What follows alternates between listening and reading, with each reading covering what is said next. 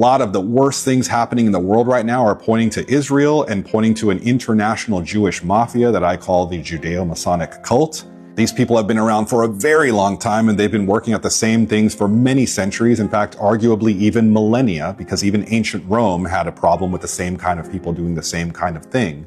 So I take all this information that I have and I try to put it together to make sense of the crazy, diabolical, twisted world that we live in today. Because things are so messed up, it's hard for most people to even process.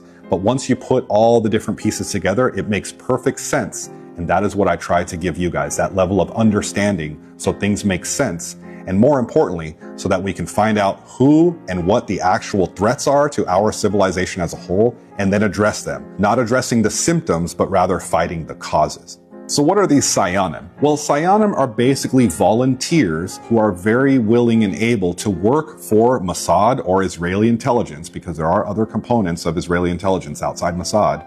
And they pretty much want to do it just to help out Israel and just to be a good Jew.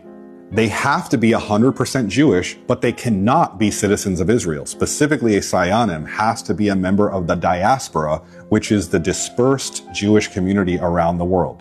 So they have to have intense loyalty to Jews and Judaism in Israel, but they have to be a part of another country, because that's what will give the advantage to the Israeli intelligence agencies who go and use these people as temporary agents for various missions.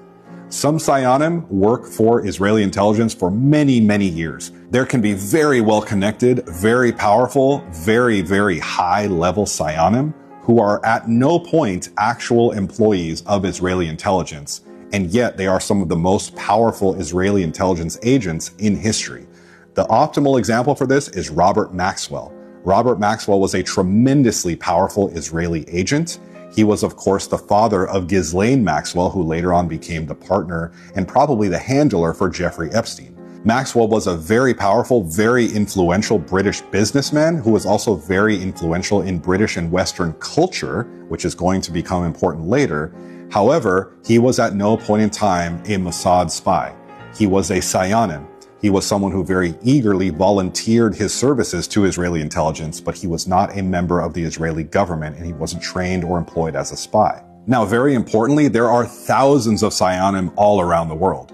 A number of these are active at any given time, probably at least hundreds, but there are thousands more who are interviewed and basically ready and willing to work for Israeli intelligence at a moment's notice.